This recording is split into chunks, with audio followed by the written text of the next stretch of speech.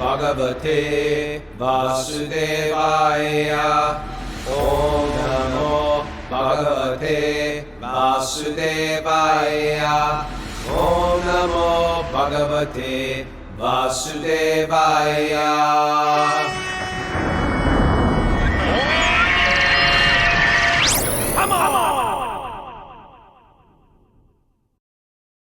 Live from Manhattan's Upper West Side of New York City, this is Wisdom of the Sages, a daily spiritual podcast.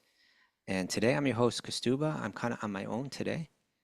But, well, not exactly. No, I'm not at all on my own. Raghunath's not here because he's kind of coming home now, right? From his tour with his band Shelter. For the mini tours nowadays, right? He just does. How many shows did he do? 4? He did 4. Yeah, it's just the right amount for him, I think. Okay, it's no longer like 30 shows or something Yeah. like that. Okay, so he's coming back from Buffalo today, and he was probably up very late last night. But Mara is here, and I'm grateful to have you here, Mara. How are you doing? I'm great. Thanks, Prabhu. I'm happy to be here. How was your Okay. weekend without the podcast? You know, the time just gets taken up by other things, so I miss everyone. I'm glad to be back. We're looking forward to bringing Raghunath back, but you know, life is good. No complaints. Yeah. How about you in the big house over there? It was great. There's always people here, even without Always people Raghunath. and but, animals. Yeah, Okay. plenty to do.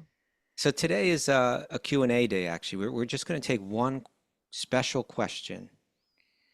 But before we do that, let us check in with you, Mara, and see if you have any announcements to make. Well, it's Wear Your Merch Monday, so help us That's right. promote the show by wearing your Wisdom of the Sages merch. Take a picture and share it on social media. Tag us on Facebook and Instagram, and we'll share the post also. So Excellent. I'm wearing Yeah, my you got it Wisdom of the on. Sages hoodie. Thank you for doing that. Yeah. Anything else? That's all I got. But if people, are interested in knowing when the Bhakti Recovery Group meetings are, that's all on the website, wisdomofthesages.com or bhaktirecoverygroup.com. Okay. So then let's get right into it. We have a question. Now, this question is coming from, it feels like a friend that I've never met in person, actually. Yeah, she writes in often with like really thoughtful questions. She writes in on YouTube, and she writes comments or questions on YouTube. I kind of sort of have a policy, like, I just have too many channels of communication, and so when people comment on YouTube, I never comment back, really. And what to speak of, and because this person's comments are often sometimes they're challenging, sometimes they're correcting, and I don't want to get into debates, online on YouTube threads and stuff like that. So I usually let them go. One time she wrote a letter in, and I answered that letter. That would be a way to a better way to get a response from me. But I like her. Her name is Radhika Schwartz, and her philosophy. She's a Vedantin like us. But her philosophy leans more towards Advaita Vedanta or Neo Vedanta, and we can describe what those things mean. So she really enjoys the podcast, but there are ideas that we share or positions that we take, I suppose, that she challenges us. I don't mean to say challenge in a bad way or anything like that, but I'm just saying there are differences of views. And she brings them up, and that's what she's doing in this question. So let's hear Radhika's question. I wanted to answer this question. A couple weeks back we were talking about the differences between Advaita Vedanta and Bhakti Vedanta, and we present Bhakti Vedanta on this show, and we got a lot of response to those shows. It was where we're talking about the rope and the snake. This is a similar kind of realm where we're talking about Advaita Vedanta and Bhakti Vedanta, the different ways that people interpret these ancient texts. And I thought, yeah, this is a chance to get into it some more and look at it some more. And maybe people that listen to this show and that have an interest in Vedanta, or, when I say Vedanta, it means these ancient texts where all the yoga teachings come from, the Vedas, the Upanishads, the Bhagavad Gita and Mahabharata, and all the Puranas, all these ancient stories. Practically all of Hinduism grows out of that, and all of the and it's practically all the Eastern philosophy, if not directly, indirectly grows out of that. Um, and people present it in different ways and interpret it in different ways, and we're presenting the Bhakti Vedanta, and why we do that, and is it is it um is it sectarian to present this one view and not others? Wouldn't it be more open-minded to say there's truth in all of them? And so we'll Okay. discuss these things. But her question kind of opens up the conversation to this. Okay. So she wrote to us and said, is it possible that both the Jnana and Bhakti paths are correct in their understanding of enlightenment? That some people are naturally inclined towards devotion, and due to conditioning and past samskaras, some are naturally inclined to the Jnana path. So those followers of Advaita Vedanta reaching the pinnacle would experience ego dissolution. The sense of a personal self would disappear, and what remains is a universal infinite consciousness. Okay. The Bhakta, on the other hand, would also experience the same ego dissolution, but due to the nature of devotion, a separation still exists, so that the bliss of devotion to the Ishta Devata remains. So Madhusu- Ishtamadevata means their personal conception of God. Mhm. She says Madhusudana described this very well in his teachings, as did Ramakrishna Paramahamsa, that both paths are complete and neither is lacking. Okay. So maybe I can just clarify exactly what she's speaking about to some people that may be a little unfamiliar with the concepts or the terminology. But she's saying, traditionally there's these two viewpoints. There are many lineages and many schools of thought and so on, but when it comes to Vedanta, essentially there are two viewpoints. There are nuances within those two separate schools of thought, but essentially there are two schools of thought.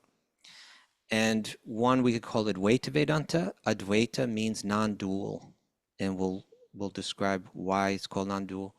And on the other hand, you could say it's dualism, or let's use the term Bhakti Vedanta. It's the Bhakti schools. That the non-dual school is saying that, well, we'll get into so much that can be said to it.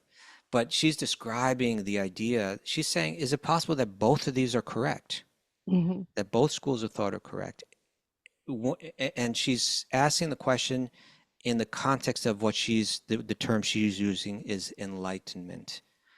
When we're no longer conditioned by the illusory nature of this world, when we've broken the bonds of illusion, when we've let go of all material attachments, when we've transcended the illusory nature of this world and are experiencing reality, transcendental reality. She's using the word enlightenment for that. Is it possible that one school is saying that when you achieve that, there's just a oneness? There's no variety, there's no form, there's no individuality, there's no me and you. Everything is one, and it's just this experience of eternal bliss of oneness. There's no God in me. There's no activities going on. It's just this divine blissful peace.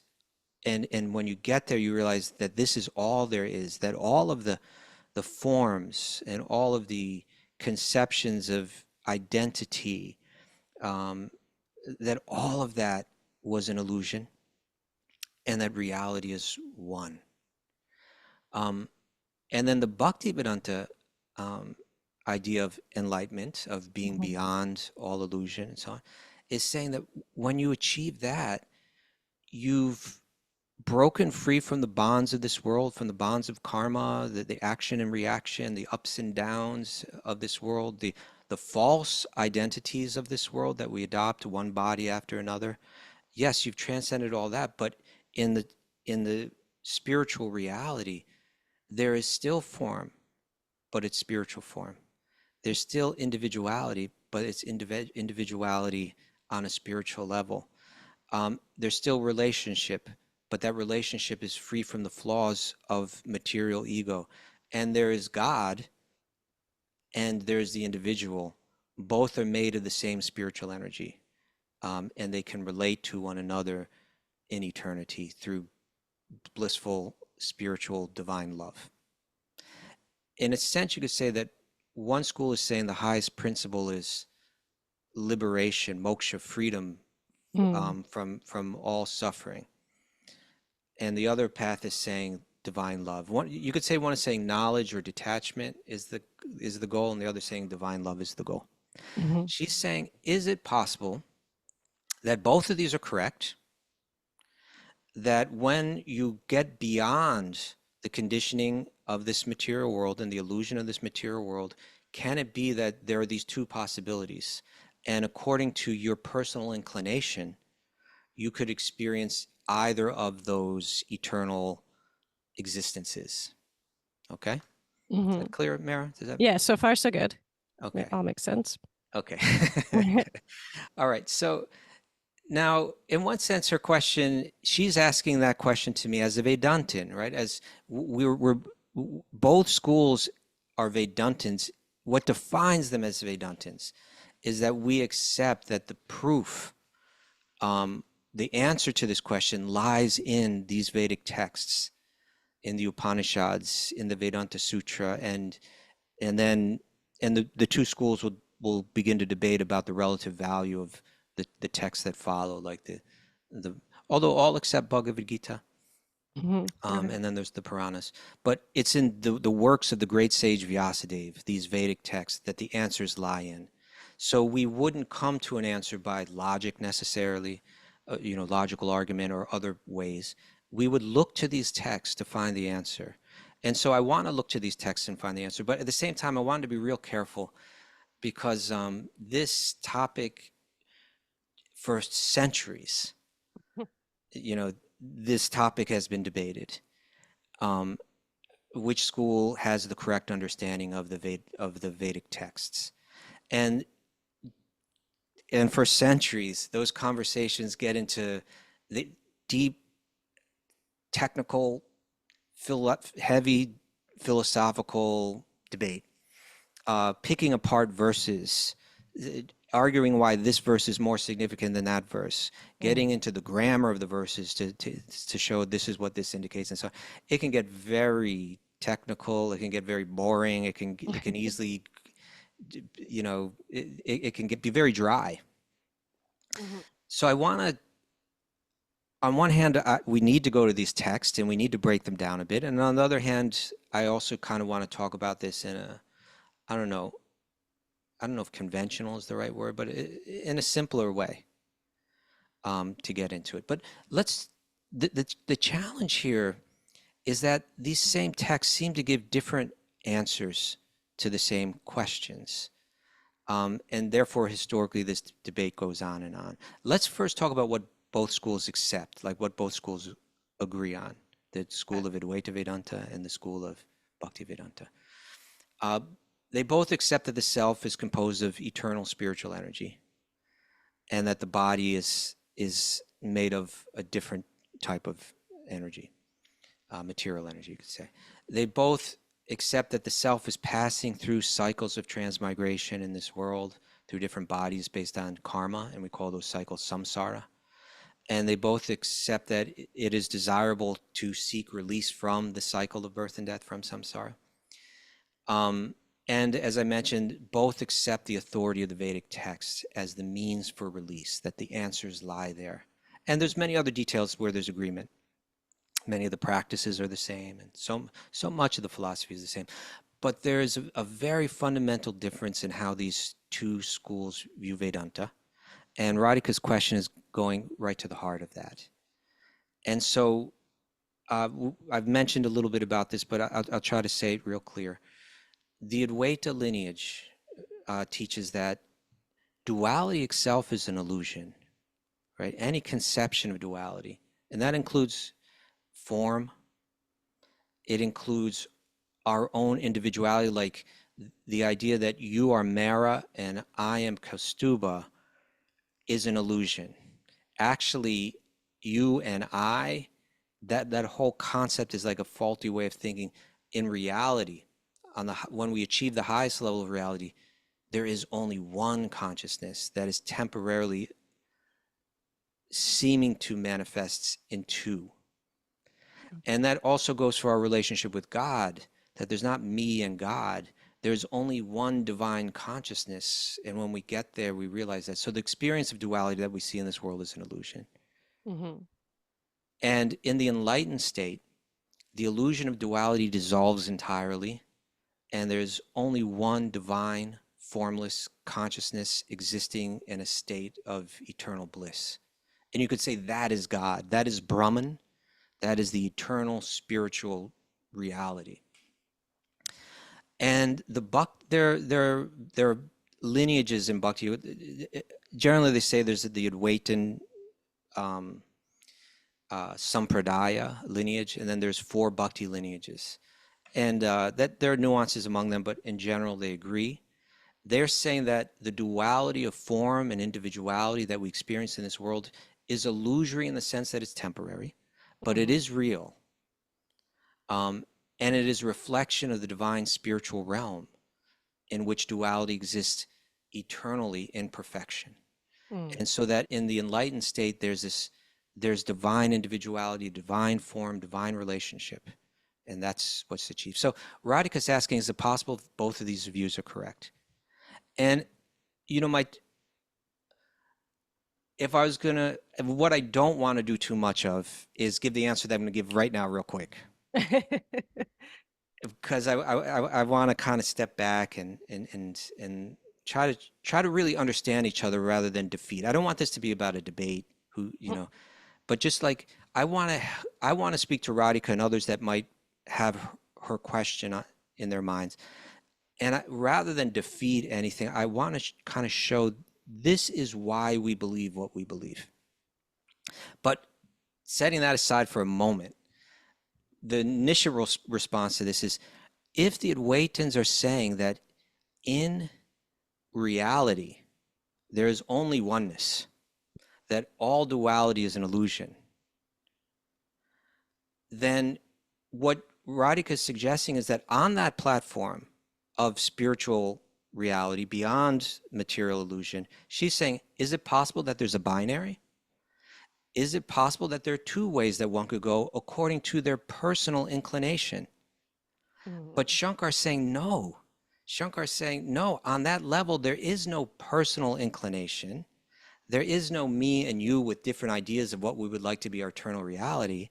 Shankar is saying that once you achieve that, he calls it this paramartika level of truth, where the highest truth, all duality is gone. So what is the question of there being 2 different options? So Right. this is, the debate will often go on in these kind of, with these kind of logical arguments are presented. To me, that would not make sense. It's not consistent with, Shankar would say that that's not possible.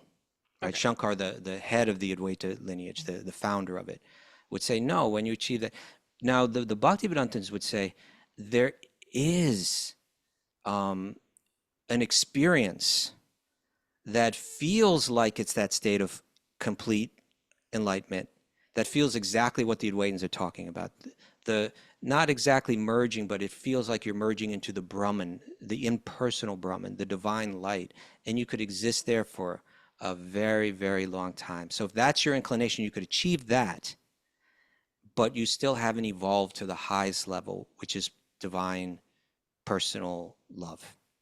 Okay. Okay. And I think maybe people that are listening can begin to feel the tension, the kind of tension that's involved in these kind of debates. Do you feel it, Mara? Yeah, I do. Okay. So I'm going to do one more thing just to kind of clarify why this kind of debate would come up, just to show, I'll take a little something from the Upanishads to show like there is kind of an ambiguity in the Upanishads, which are considered like so important, these ancient texts that are considered so important in understanding reality, and how they describe reality, and well, here we go. Or you could say how they describe God, how they describe the supreme consciousness. And this is a verse from the Mundaka Upanishad 116. And this verse describes, this verse reads very easily into the Advaitin interpretation, the non-dual interpretation. And here's the verse. It says, by means of higher knowledge, the wise behold everywhere Brahman, which otherwise cannot be seen or seized, which has no root or attributes, no eyes or ears, no hands or feet, which is eternal and omnipresent, all-pervading and extremely subtle, which is imperishable and the source of all beings. It's using words here like avarnam, it has no properties, no qualities, or achakshusha shrotram, no eyes, no ears, right? So, okay, I get it. God has no form. There's no me and you. There's just this oneness. But then you can go to another Upanishad. You can go to the Isha Upanishad. And the Isha Upanishad seeming to say something different. O Supreme, this is Isha Upanishad Mantra 16. O Supreme Truth, sustainer of all that lives, your real face is covered by your dazzling effulgence. That's what the Bhaktivedanta is saying, is that Brahman is covered by this divine light, where there is, within that light, you feel no variety, no form, no individuality. He's saying your face, your mukham, face, is using the term face. The other verse is saying no ears, no eyes. Here it's saying you have a face. Your real face is covered by your dazzling effulgence. Kindly remove that covering and exhibit yourself to me, to your pure devotee. O my Lord, O primeval philosopher, maintainer of the universe, O regulating principle, destination of the pure devotees, well-wisher of the progenitors of mankind, please remove the effulgence of your transcendental race so that I can see your rupam, your form of bliss. You are the eternal supreme personality of Godhead, like unto the sun, as am I. Okay, so I'm just sharing those to give an idea of why this debate comes up. And, you know, I think what Radhika is suggesting is kind of what nowadays, over the past century and a half or so, people would call the neo-Vedantin idea, that, okay, there's truth in both of these. It's according to one's inclination which one they choose. Now, both of these Orthodox schools would say, not quite. Either one's true or the other's true. But let's step back for a second. And what I would share with Radhika is I can understand that through the lens that she looks through, when she hears us say something like, Bhakti is superior to Jnana, and Jnana represents the Advaitin view, that sounds sectarian. Isn't there truth in all of these? And can't it be that it's just according to, different strokes for different folks, and people are conditioned in different ways, so they'll be attracted to one path or another, but they all lead to the same place. And we would say, I would say, I get it how it could appear that way to you, but if you think that that's the way that we're thinking, I would say you haven't really understood us. You haven't really understood our view.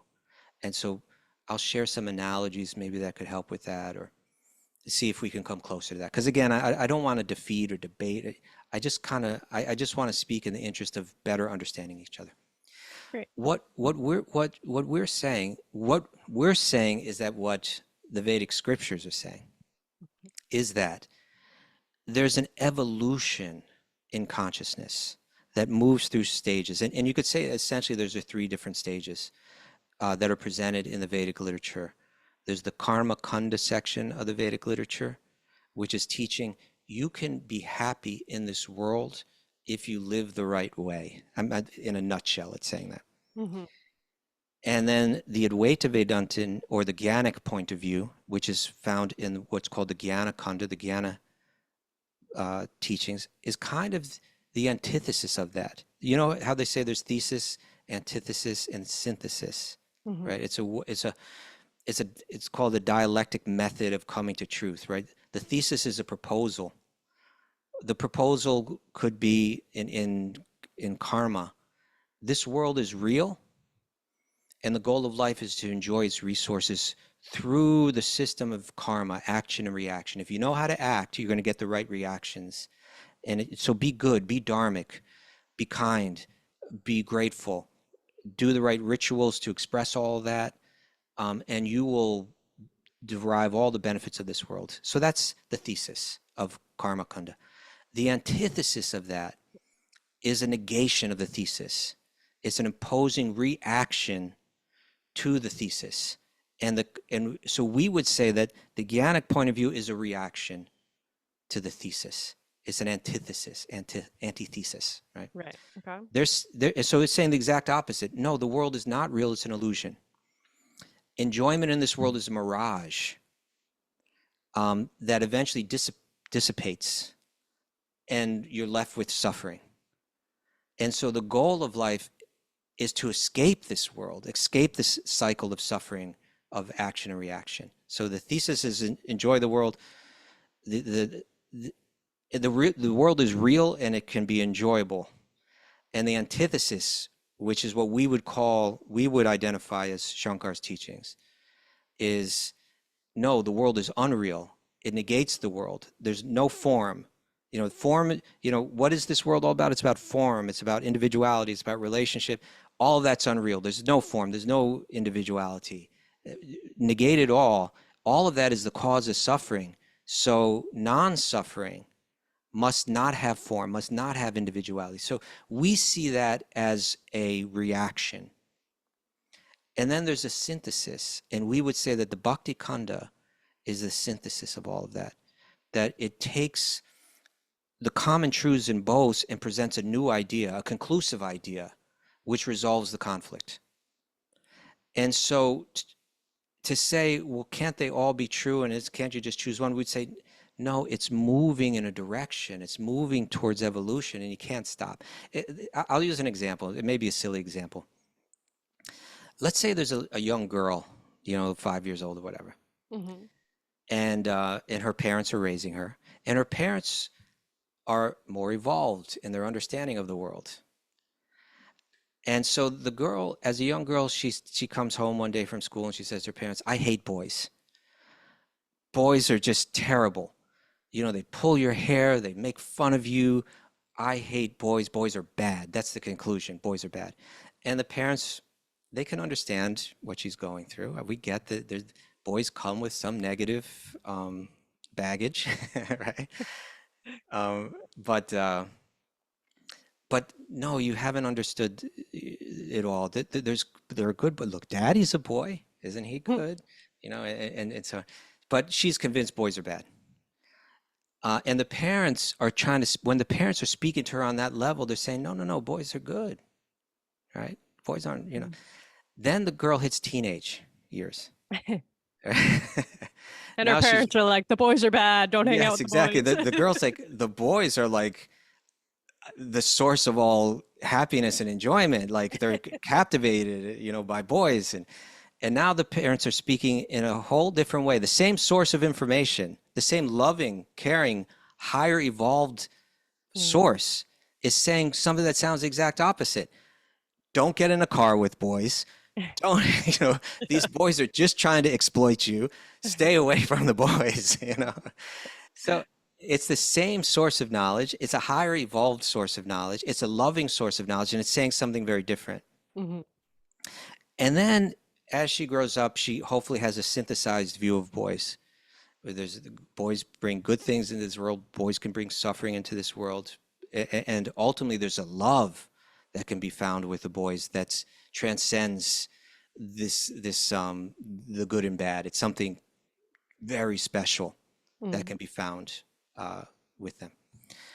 Okay. If I were to say all of these ideas are equal, they're all equally true, and it doesn't matter which one you choose. So if you're at the point where I hate boys, that's fine. Accept that. Or if you think, boys are the greatest thing and don't tell me there's anything bad about them, that's also true. No, it was evolving towards a higher and higher understanding. And so similarly to say the Jnana Kanda, that's an equally relevant path or equally true. And the Jnana Kanda, the Advaitin view, that's equally on the same level. It doesn't matter which door you go in. The Bhakti thing, that's fine for people that are into that. It's always it's a path that's evolving towards Bhakti, we would say. Now, let's take this one step. I'll use another analogy to try to help understand this. You see, because the thing is, these schools have been debating forever. Someone could say, well, what does it take to solve this? It's all coming from the same author, right? It's all coming from Vyasadeva. Mm-hmm. What if Vyasadeva would answer this question, right? If only we could go to him. You see, like, let's say I was a writer, and I wrote on political ideas. And I wrote a book that was kind of praising conservative values, like, let's say, rugged individualism, that individual freedom is such an important principle, that people should not be too regulated by government. They should be free to pursue life the way they want. That breeds, that individualism breeds creativity that brings wonderful things into the world. And there's truth in that. And I wrote a whole book on that theme. Okay. And people might be saying, I love what he's saying. He's right on. This is great. Then I wrote another book that began to speak about some of the problems of conservative values. That, this unregulated individualism can lead to oppression. Certain people become more powerful, and then they use it to cause suffering for others. We need to have a more communal attitude. We need to take care of one another. We need to regulate people so that the strong don't exploit the weak. And then you had other people saying, oh, I like what he's saying there. And then you have a debate about what is Kastuba saying. Some people are saying Kastuba is a conservative, and other people are saying Kastuba is a liberal. And they could go on, and that debate could go on, because in a sense I have said both things. But neither of them are what I completely feel. They're just parts of what I'm trying to express. I have a synthesis of the two that transcends both of them, that takes the best elements of both and presents a new conclusive idea, right? Mm-hmm. And that's what I'm really trying to say, that there needs to be some synthesis of conservative and liberal to achieve this utopia of whatever I'm trying to, political utopia, whatever. Now, people could say, I wish we could really get to the heart of what Kastuba is saying. It seems like he has different attitudes and different ideas, and people are debating. This group says they know what he's saying. The other group says they know what they're saying. Some people are saying both are equally true. That doesn't seem to really get to the matter. If only Kastuba would come and answer this question, right?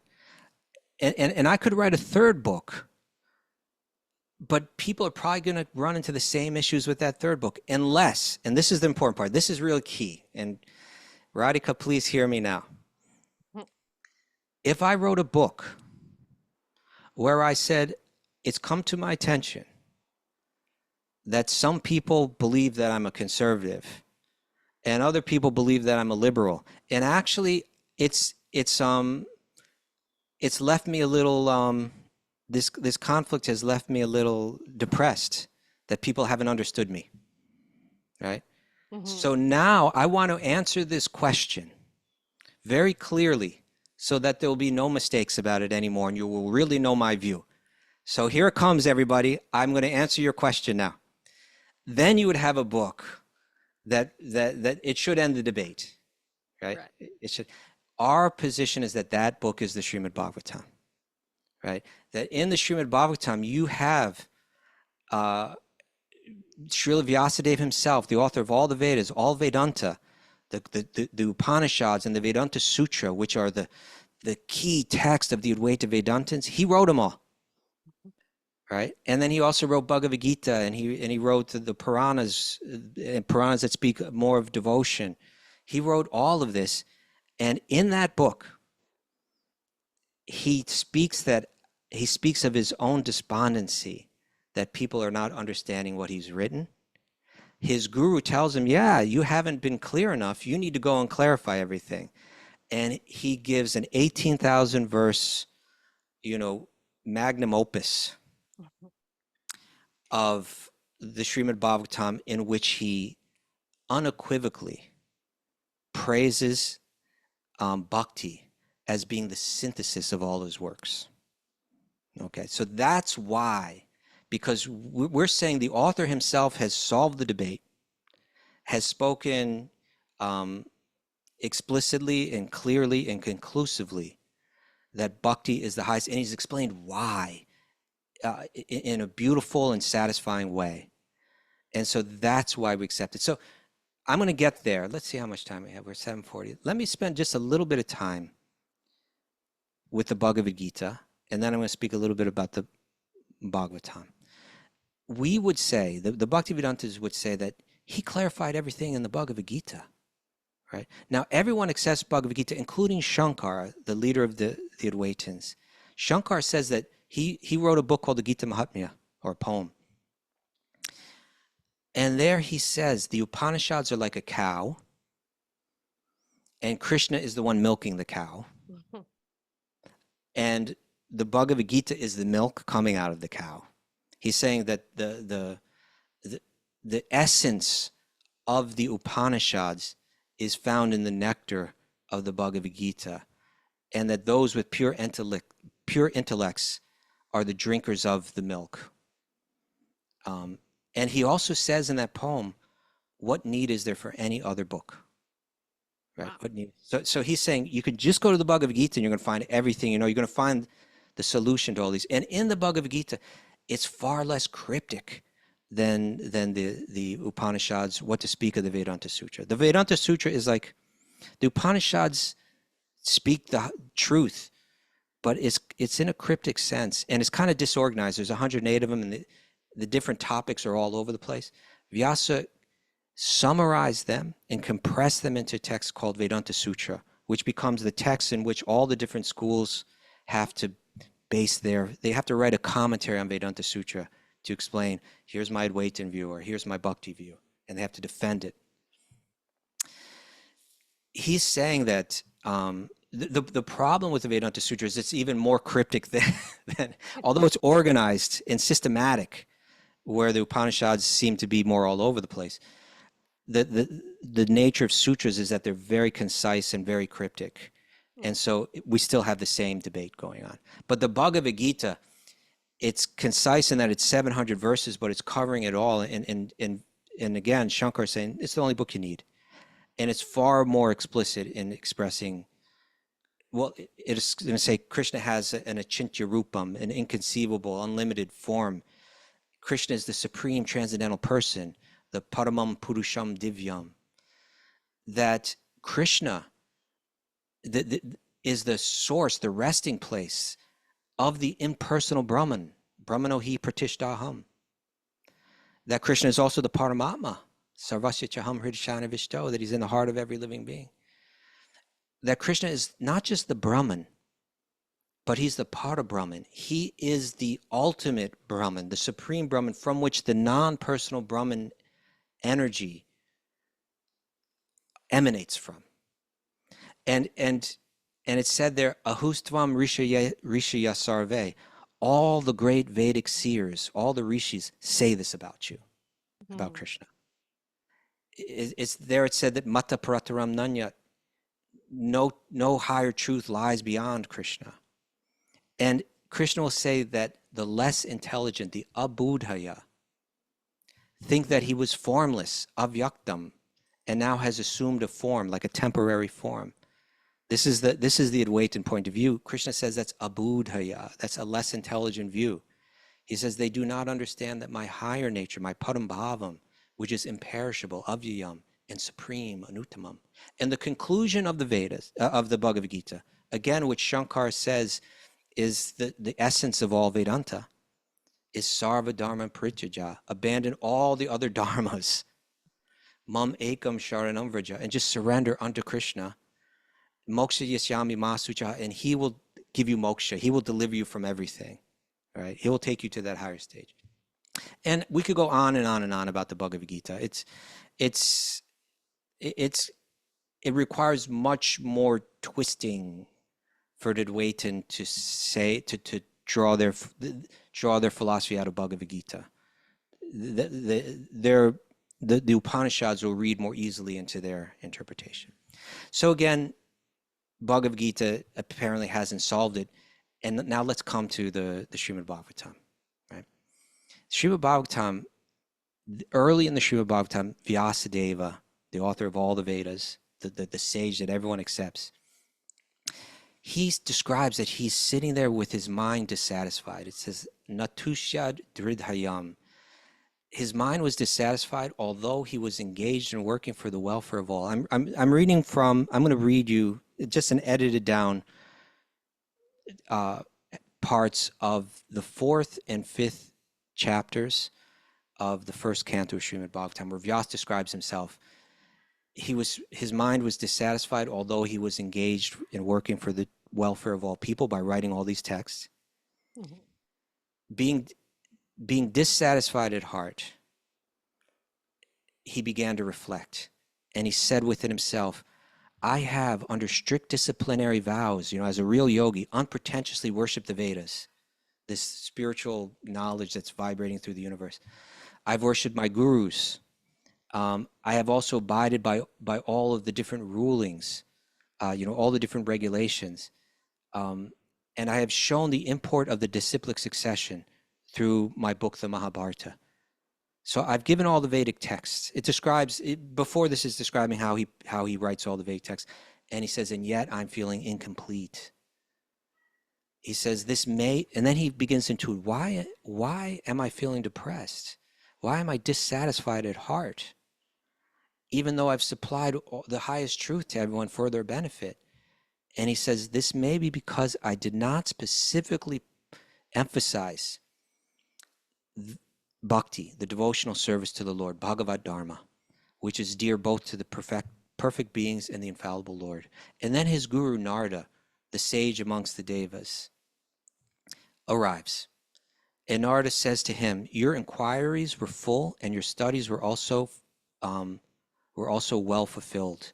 There's no doubt that you have prepared a great and wonderful work, the Mahabharata, which is full of all kinds of Vedic sequences, elaborately explained. So you explained everything so nice there in the Mahabharata with this Bhagavad Gita. He says, you have also fully delineated the subject of the impersonal Brahman. So why should you be despondent then, in spite of all this? And Vyasadeva replies, all that you've said about me is perfectly correct. Despite all this, I'm not pacified. I therefore question you about the root cause of my dissatisfaction. And Narada replies, you have not actually broadcast the sublime, spotless glories of the personality of Godhead.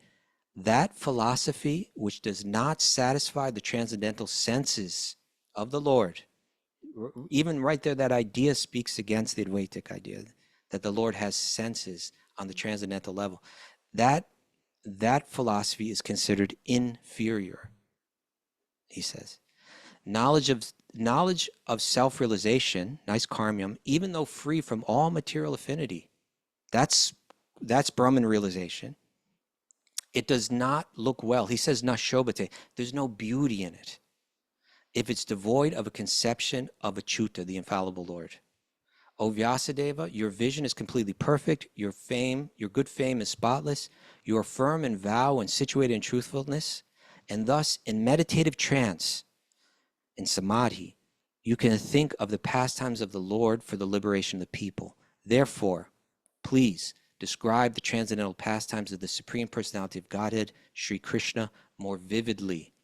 The intelligent, enlightened ones have positively concluded that the purpose of knowledge, austerities, study of the Vedas, sacrifice, chanting of hymns, charity, all of it culminates, nirupita, in the transcendental descriptions of the Lord, who is defined in choice poetry.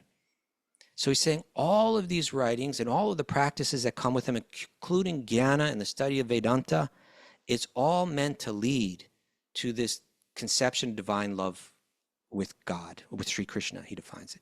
So now, one might ask, why didn't he glorify Krishna before?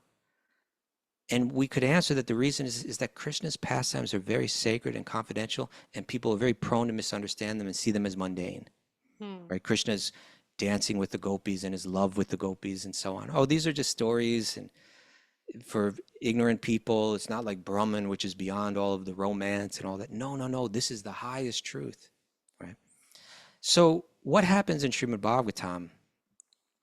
We really don't have enough time to go into it. For me to really do this thoroughly, I would need at least another hour.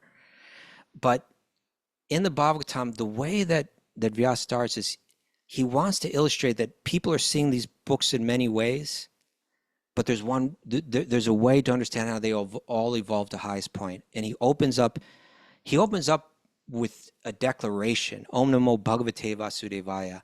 I offer my respects unto Sri Krishna, Vasudeva, the son of Vasudeva. And then he goes on to say, in this text, the Srimad Bhagavatam, it's dedicated to Sri Krishna.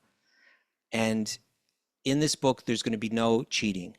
And by that, he means no ideas that this or that will give you the highest truth, which he's done in his previous text. He said karma will give you happiness. He said jnana will give you happiness. There's going to be none of that here. He says this is the ripened fruit of all of Vedanta. The Bhagavatam is going to be, inside the Bhagavatam is going to be called the Sharam, the cream of the cream of the Vedas. There's so many statements that are indicating this is it. Here's the answer. If you're looking for an answer, we're giving it to you all right now. We're boiling it all right down. And not only that, it's described in the Puranas that the Srimad Bhagavatam is the commentary on Vedanta Sutra written by Vyasa himself. In other words, all these different philosophers are debating through their commentaries on Vedanta Sutra. If only Vyasa would write one himself, he did. It's the Srimad Bhagavatam. Right? So he's giving the answer once and for all so that we can finally understand it. And the Bhagavatam is so special because it's different than all the other Puranas in that it's a tightly composed presentation. It's using a very advanced, complex level of Sanskrit. It's like a very special work, you know. It's renowned for its poetic depth and beauty that are far beyond those other books. It's said within the Puranas that it's the most complete of all the Puranas, that it's the purport of the Vedanta Sutras, it's the commentary on Vedanta Sutra written by Vyasa himself, that it completes the message of all the Vedas. It goes on and on and on about how special the Bhagavatam is.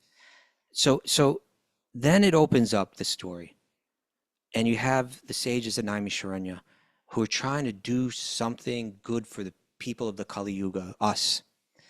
And they're drawing from different parts of the Vedic literature to try to determine what is best. And they're all confused, and they're realizing we're getting nowhere. And they turn to Sutta Goswami, one great sage among them. They say, "You're the most. Your understanding is the deepest amongst all of us. You know Vyasadev's books better than all of us, and you've been especially blessed by your gurus because of your special qualities. Please answer for us conclusively. What's the essence of these texts? What leads to the highest good for all mankind? What gives complete satisfaction to the self?" And he answers those questions in the second chapter of the first canto of Srimad Bhagavatam, which is just a total masterpiece. All the answers there.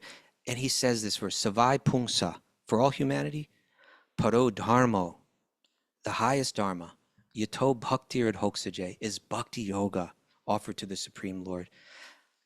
It must be ahoitiki apratiyata, without any motivation and uninterrupted. But without any motivation means without the motivation of karma, right? Without wanting the things of this world, without the motivation of jnana, without the Advaitans' motive of wanting mukti or moksha, liberation.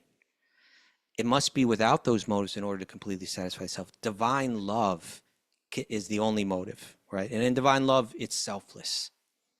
Now, those sages, they've studied all Vedanta, they've studied the Upanishads, they've studied the Vedanta Sutra. Their natural question would be, well, what about all of the talk of knowledge and renunciation, jnana and vairagya, that's talked about in the Upanishads? We've been told that that's the highest principle, that that bhakti is something that's nice, but it leads to something higher. And then you have to let go of bhakti, let go of the ideas of there's a God with a form, that there's a me and there's a you. That Jnana and Vairagya means that you when you know this highest truth, that there's only one, that you let go of everything, you become detached. What about that? And the answer to that question is an interesting one. Sutta Goswami says, by rendering devotional service, bhakti, to Sri Krishna, one immediately acquires causeless knowledge and detachment from this world. You get Jnana and Vairagya automatically without even trying for it directly. When you love God with all your heart, you naturally understand this world for what it is and let go of all your attachments to this world. It's kind of like saying, if I gave you $100 Mhm. and you said to me, okay, but what about the $10? And I said, no, the $10 is in the $100. when you have $10, when you have $100, there's no need to say, but what about the $10? When you have bhakti, there's no need to say, what about knowledge and detachment? Knowledge and detachment of the things of this world is already included within bhakti. You can't say that the other way around. You can't say that divine love is included within knowledge and detachment. But knowledge and detachment are included within divine love. It just doesn't work the other way. And it's an indication that it's evolving up this ladder to divine love, which is all inclusive, right? It includes Jnana and Vairagya. Therefore, it's the synthesis. The knowledge and detachment that are part of the reaction that is Advaita Vedanta is found within bhakti. But bhakti is complete because it contains divine love, which is always the highest principle. Therefore, the Advaita Vedanta's idea, we would say that would be incomplete. And we're saying that Vyas wanted to make this point very clear when he wanted to directly answer this question. That chapter is so fascinating how it goes on, and how it's describing that all of one's life should be directed towards divine love for the absolute truth, for God. Speaking now as God is the absolute truth. Then the question will come, well, what is the absolute truth? What is God? And this very important verse comes up, text 11. Vedanti tattva vidas. The tattva vidas, those that are seeing the truth, they say, Vedanti, they say, tattvam yaj jnanam advayam. They speak of this non-dual substance. Learned transcendentalists who know the absolute truth call this non-dual substance Brahman, Paramatma, Bhagavan. This is our idea of non-dual, right? That there are three aspects to this God. There is his impersonal Brahman energy. That's what the Upanishads are speaking about when they say it has no hands, it has no feet, it has no ears and no eyes and so on. It's speaking about one aspect of God. But God has these three aspects: the non-personal divine light called Brahman, the personalized form within the heart of every living being called Paramatma, and then Bhagavan, the person God with eyes, with ears, with a smile, with a sweet face, with pastimes, with form. That's all eternal. That's not the form and the shapes and the individuality and the personality, the egos of this world.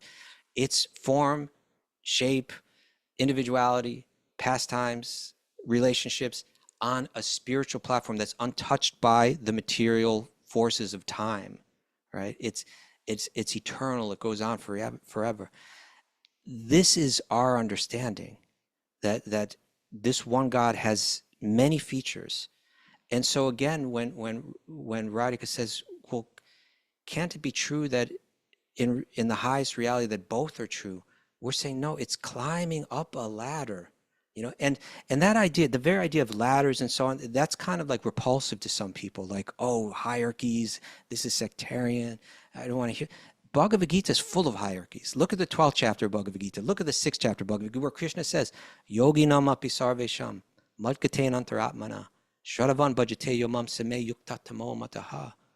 That there's all different levels of yogis, but yoginam api sarvesham, among all the yogis, madgatein antar atmana, the one that's meditating on me deep within themselves, shravan bhajate yomam, and with great faith worshiping me with love, Same yukta tamo mataha. They are the most advanced in yoga. That is my view, Krishna says. This is there in so many places. So again, I'll go back to that earlier analogy because we have to wrap up now. There's so much more that could be said. So much more about just for instance, just let me throw this out just quick. Yeah. The Bhagavatam shares with us many examples of people evolving through the stage of jnana to the stage of bhakti. You have that with Sukadeva Goswami, the speaker of the Bhagavatam. He's considered, we can go on and describe how he's described as the highest monist, how he was entirely otherworldly. And that's accepted by everyone. And yet he became entirely fascinated and captivated by Krishna's Leela and by devotion, right? He evolved up to the higher stage. Or we have that with the four Kumaras, these four sages who are deeply absorbed in monism, deeply absorbed in the oneness. But when they came in contact with the form of Vishnu, they elevated themselves to the higher platform of divine love. And then they spoke verses that are just mind-blowing verses about saying this is where all of Vedanta culminates. So Vyasa, for 18,000 verses, he's telling so many stories that are just to make this point, that it all leads to divine love, that divine love is always the highest principle. So going back to the analogy that I was sharing earlier about like this little girl, and she has different viewpoints at different times in her life. Her parents who are on the more evolved stage, sometimes they're speaking, boys are good. Sometimes they're speaking, boys are bad. But Right. they know boys, there's a higher synthesis of all that they know all along. And the girl is going through these different stages. If you were to tell the girl, stop right now hating boys, that's in other words, if we were to tell her the stage you're at right now where you hate boys, that's as good as any other stage. It's as perfect as any other stage. No, you're meant to evolve still higher. And if we were to say that stage in life where you're just totally bewildered by boys and you're thinking that they're everything, and that is also, you don't stop there. Keep evolving to the highest stage where you have this synthesized view. We're saying Krishna speaks the Karma Kanda. He gives instructions in the Vedas that tell us how to be good people, how to be grateful for everything that God or the gods give us, how to cultivate good karma by being kind and thoughtful and responsible, and you will get good results from that. But that's only one step to keep you from living like a complete animal.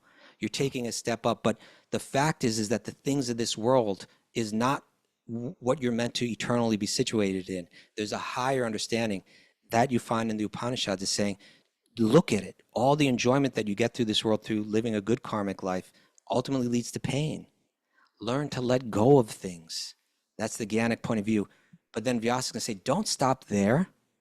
Understand that platform where you've let go of the things of this world, its value is that now that you've let go of the illusion, now you can turn to the divine reality of divine love and embrace divine love entirely.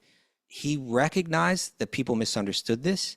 He spoke to it directly in the Srimad Bhagavatam, and he very intentionally identified bhakti as the highest principle. Divine love is the potential of every living being. And so when we speak against Mayavadi philosophy, the reason we're speaking is because they're saying, stop here, don't go to divine love. Your love for Krishna is an illusion. You need to let go of it to come to the higher level. We say, no. There is a higher level. You've become adverse to the idea of form and individuality and personality because there's so much suffering involved with it in the material realm. But there is form and individuality and relationship and love in a spiritual reality. And that's your potential. And that's what you're meant to ultimately evolve towards. And so that's our view.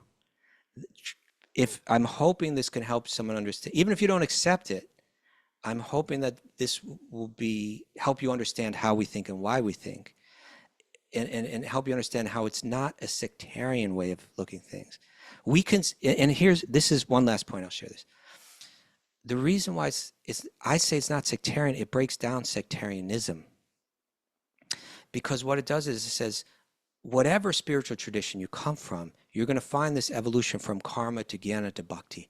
You can find it in Christianity. You can find it in Judaism. You can find it in Islam. You can find it in Buddhism. You know, it's common that you know, you're going to find the most people approach spirituality on the level of karma. Dear God, give me the things of this world.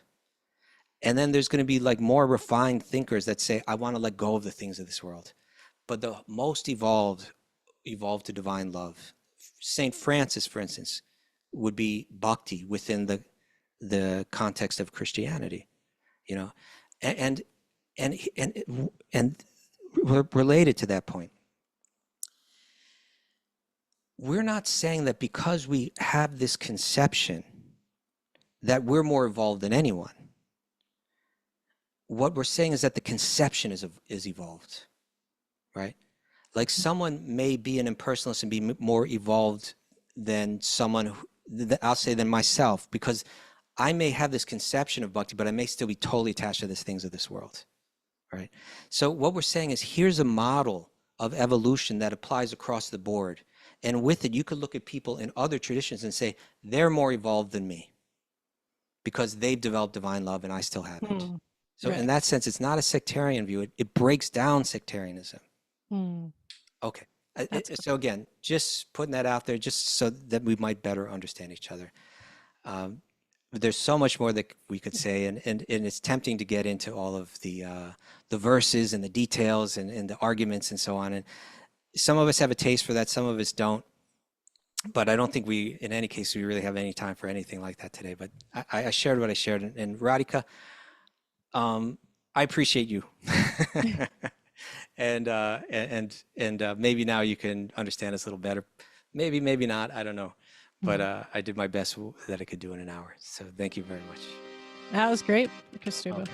That was helpful, Mary? Absolutely. People want a session 2 of this. I was thinking maybe we could make a seminar where we really dig into Bhagavatam, like how it is this culmination. And I'll tell you, a great place to go, a person that's really already done it and done it much better than I ever could, is Radhika Raman. If you Google Radhika Raman, ISV, ISKCON Silicon Valley, he's got one on Jiva Goswami Tattva Sandarbha, which is the book that really lays all this out. He's got another one, The Allure of Mayavadi Philosophy, in parts 1 and 2. He really does a great job with all this stuff. But I think we should develop a course, and we could present that course. And we could do that. Great. You're getting a lot of love and support for that idea on the chat board. Okay. We'll make it happen then. All right. Bring that to the Sage Academy. Yes. Oh, definitely. Okay. Thank you, everyone. I hope I didn't bore anyone. We'll bring Raghunath back tomorrow and for the keep jokes. things more colorful and exciting.